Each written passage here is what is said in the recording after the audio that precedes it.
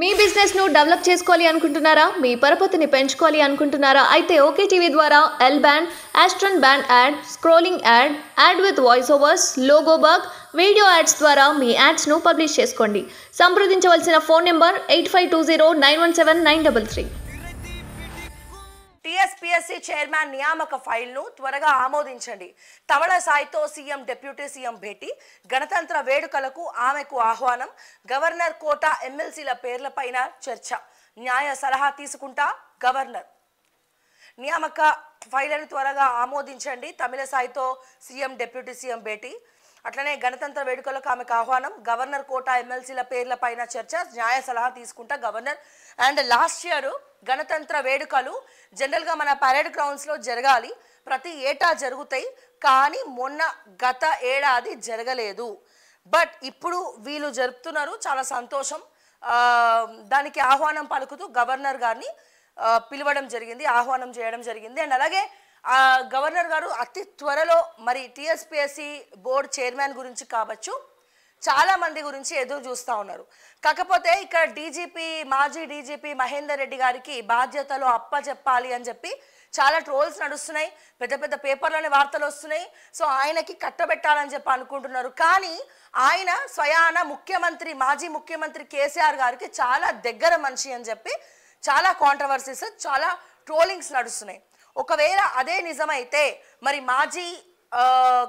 ఎవరైతే మాజీ డీజీపీ మహేందర్ రెడ్డి గారు ఉన్నారో, బట్ ఆయనకి ఈ టీఎస్పీఎస్సీ చైర్మన్ పదవును ఇవ్వకపోవడమే మంచిదని చెప్పి నేను ముఖ్యమంత్రి రేవంత్ రెడ్డి గారికి, ఇటు గవర్నర్ గారికి కూడా నేను తెలియజేస్తా ఉన్నాను.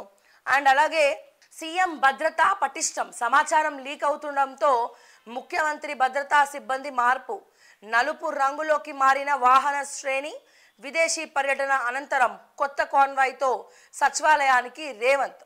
సో కాన్వాయ్లు కొనను, నేను ఏం నేను ఉన్న వాటినే వాడుకుంటా అని చెప్పి అన్నారు. బట్ స్వతహాగా రేవంత్ రెడ్డి గారికి బ్లాక్ అంటే ఎక్కువ ఇష్టం ఉన్నట్టు కూడా తెలుస్తూ ఉంది. ఎందుకంటే గతంలో మీరు చూసుకున్నట్టయితే రేవంత్ రెడ్డి పర్సనల్ కార్లనే ప్రోటోకాల్ ఉన్నప్పటికీ ఆయన పర్సనల్ కార్లనే వెళ్తూ ఉన్నారు. సో ఆయన కార్స్ అన్ని కూడా బ్లాక్ కలర్లోనే మెయింటైన్ చేస్తారు. సో ఇక్కడ చాలా ట్రోల్స్ నడిచినాయి.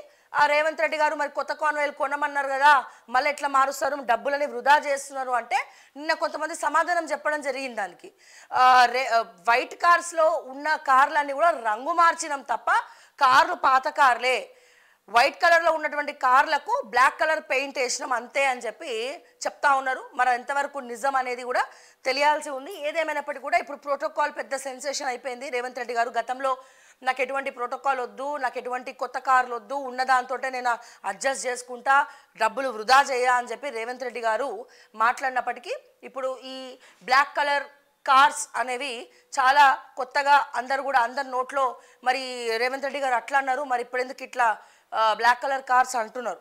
కానీ ఇక్కడ వీళ్ళు చెప్పే సమాధానం మాత్రం కొత్త కార్స్ కొనలేదు, పాత కార్లకే మెరుగులు దిద్దినాం, కలర్లు మార్చినాం అని చెప్పి నిన్న స్టేట్మెంట్ ఇవ్వడం జరిగింది. ఎందుకంటే సీఎం ఏం చేయబోతున్నాడు, నెక్స్ట్ స్టెప్ ఏంటి, ఇవన్నీ కూడా లీక్ అవ్వబోతున్నాయి. అండ్ ఇంకా ఏంటంటే ప్రతి ఒక్కరు గ్రౌండ్లో ఉన్నటువంటి కొంతమంది ఆఫీసర్లు ఎవరైతే ఉన్నారో సీఎం పేషీలో కావచ్చు, లేకపోతే సెక్రటేరియట్లో కావచ్చు, చాలామంది బీఆర్ఎస్కి ఫేవర్గా ఉన్న వాళ్ళే. ఎందుకయ్యా బీఆర్ఎస్కి ఫేవర్గా ఉన్నవాళ్ళు అంటే వాళ్ళ పేర్లు చెప్పుకొని వీళ్ళు అప్పనంగా ఎన్నో ఆస్తులు సంపాదించుకున్నారు కాబట్టి వాళ్ళకి అరే మళ్ళీ ఈ ప్రభుత్వం వస్తే మా అన్నీ కూడా బయటపడతాయేమో, మా పప్పులు ఇక్కడ ఉడకవేమో అన్న భయానికి ఈ ఇన్ఫర్మేషన్లన్నీ కూడా ఎవరికి చేరవేస్తున్నారు, బీఆర్ఎస్ పార్టీ వాళ్ళకి చేరవేస్తున్నారు. కాకపోతే నేను చెప్పేది ఏంటంటే చాలామంది కొంతమంది పాజిటివ్గా ఉన్నారు కాంగ్రెస్ పాలన పట్ల, మరికొంతమంది బాధపడుతున్నారు. ఎందుకంటే ఈ కాంగ్రెస్ పార్టీ అధికారంలోకి వచ్చిన తర్వాత గ్రామాల్లో కరెంటు పోతుందని చెప్పి కొంతమంది చెప్తా ఉన్నారు, గ్యాస్ షార్టేజ్ వచ్చిందని ఇంకొంతమంది చెప్తా ఉన్నారు. మరి దీనికి కావాలనే ఎవరైనా పని కట్టుకొని ప్లాన్ ప్రకారం కాంగ్రెస్ ప్రభుత్వానికి చెడ్డ పేరు తీసుకురావడం కోసం, లేకపోతే ఈ తొందరగా పడగొట్టాలనే పనిలో ఇట్లా ప్రణాళికలు చేసి ప్రచారం చేస్తున్నారా, దుష్ప్రచారం చేస్తున్నారా, లేకపోతే నిజంగానే కాంగ్రెస్ ప్రభుత్వం రాగానే కరెంటు పోతుందా, నిజంగానే కాంగ్రెస్ ప్రభుత్వం వల్లనే గ్యాస్ షార్టేజ్ వచ్చిందా? సో ఇటువంటివన్నీ కూడా తెలియాల్సింది ఉంది.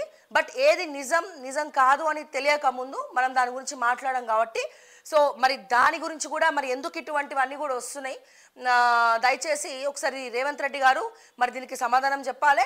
మరి మీ ప్రభుత్వం వచ్చిన మరుక్షణమే ఎక్సలేటర్లు ఆగిపోతున్నాయి అంటున్నారు, కరెంటు పోతుంది అంటున్నారు, గ్రామాల్లో కరెంటు వస్తలేదు అంటున్నారు, ఇబ్బంది పడుతున్నారు అంటున్నారు రైతులు. సో రైతు రుణమాఫీ గురించి కావచ్చు, రైతు బంధు గురించి అంటే ఇప్పుడు మీరు క్లారిటీ ఇచ్చారు, ఓకే. ఇట్లా రకరకాల అంశాల గురించి గ్రామ పంచాయతీ స్థాయిలలో అందరి మధ్యలో చర్చలు జరుగుతూ ఉన్నాయి.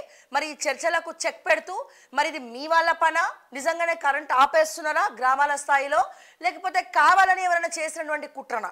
సో దీని గురించి మీరు ఒక క్లారిటీ ఇవ్వాలని చెప్పి నేను రేవంత్ రెడ్డి గారిని అడుగుతా ఉన్నాను. గవర్నర్ కోటా ఎమ్మెల్సీల భర్తీకి లైన్ క్లియర్, భర్తీ చేపట్టరాదని మేం చెప్పలేదు, గవర్నర్ నిర్ణయాధికారాన్ని ప్రశ్నించలేం, గవర్నర్ తరపున వాదనలు లేకున్నా రాజ్యాంగబద్ధంగానే నిర్ణయం, హైకోర్టు ముందు విచారణ అర్హతను తేల్చాలి, గవర్నర్ కార్యదర్శి విజ్ఞప్తి.